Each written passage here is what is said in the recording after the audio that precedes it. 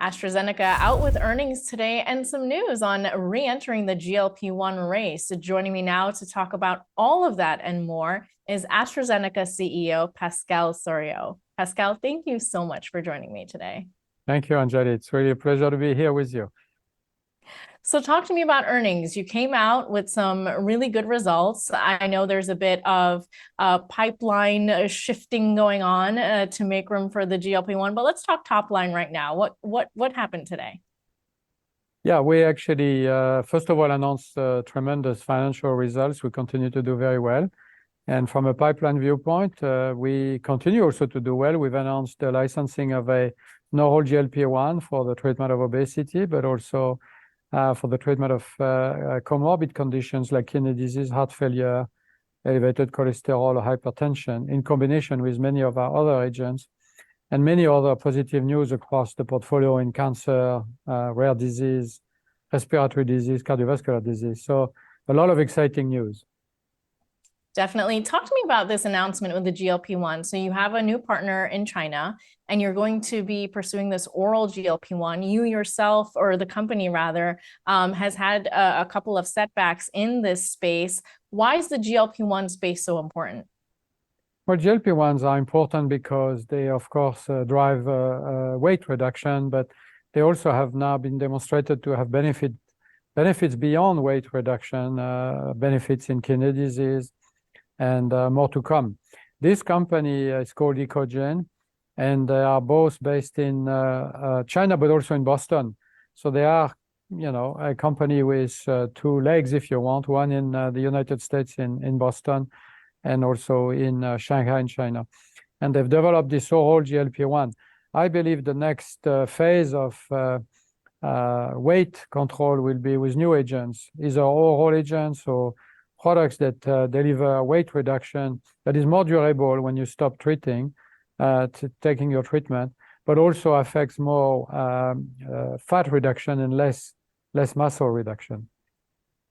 And that's one of the reasons why you're looking to combine it with Farxiga, right? If I'm saying that correctly. We're actually looking at this agent as a treatment of obesity, but also importantly as a treatment of patients who have diabetes, patients who have kidney disease, or heart failure.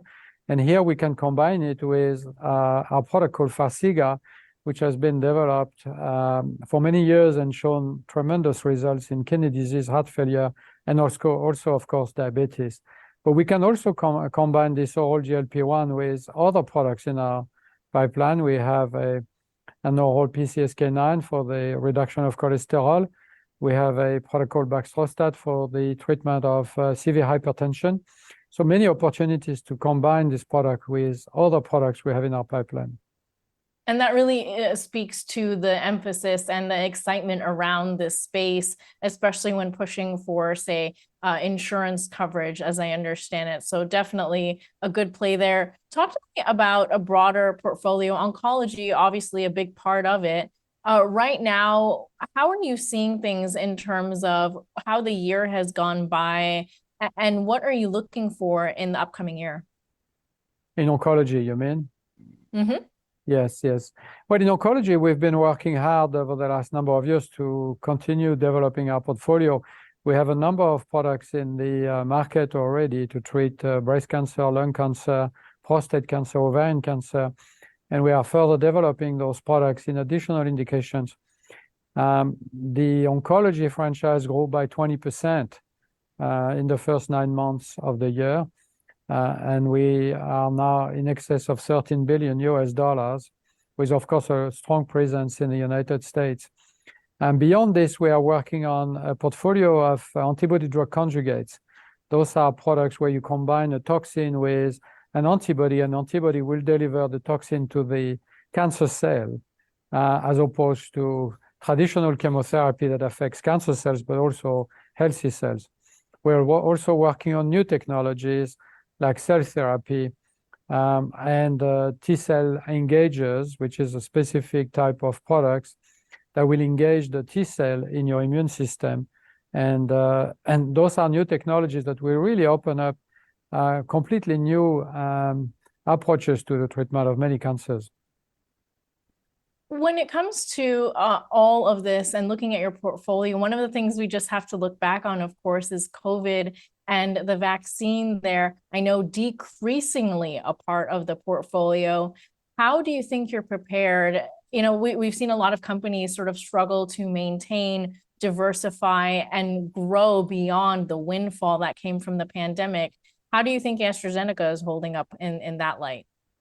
Our focus really has been on antibodies that will help patients with immune deficiencies and could be exposed to be infected with COVID.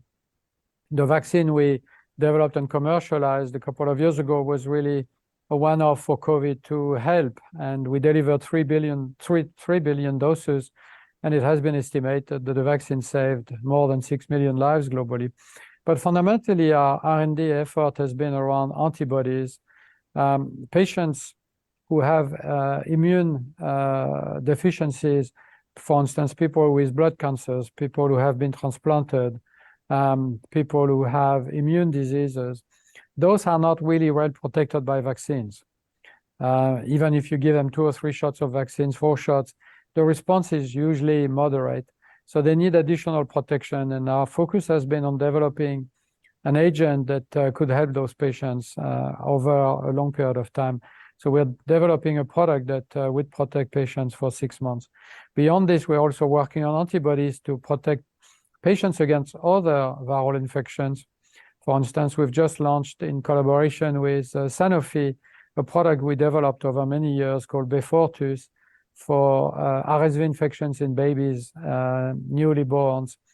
And this year there's a substantial RSV infection rate. And so we have a lot of demand in the US, but also in Europe for the protection of babies. Absolutely. Yes, that market, especially growing with the newer vaccines there. Talk to me about, broadly speaking, I think one of the important things, especially for a company like yours, has been the Medicare drug pricing negotiations that you're facing here in the US. I know you did previously mention you're engaging with those negotiations.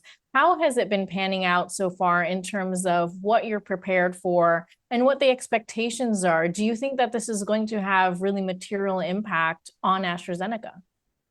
Well, first of all, I think should recognize there are some positive aspects to the IRA. In particular, the fact that copay cap has been introduced, where patients will not pay ultimately more than $2,000 a year for the entire pharmaceutical bill, whichever medicines they need to take. And those $2,000 will be spread over 12 installments. So that's a positive development. What we have found more challenging is, of course, the impact that these price reductions could have on innovation long term, even though we recognize every government has to manage their investment in pharmaceuticals. But the most important problem that we saw was the fact that products for rare diseases are not sufficiently protected. There are 7,000 rare diseases in the world. Very few have a solution, very few have a treatment. And it's important to stimulate R&D and innovation for rare diseases. So our advocacy has been, rather than start the clock of this period of time after which the price negotiation will start, rather than start the clock when you launch the product, please start the clock when the product loses its orphan drug status, as decided by the FDA. So that would give rare disease products a little bit longer protection and would stimulate development for rare diseases. So it's a little adjustment to the IRA, if you want. And I know there is already some efforts in Congress to adjust, to introduce legislation to adjust the IRA on that front. Well, definitely good to hear. And really quickly, I just want a yes or no. Do you think that the GLP-1 front is going to eventually become a large part of the portfolio, or do you think that it would be balanced between everything else?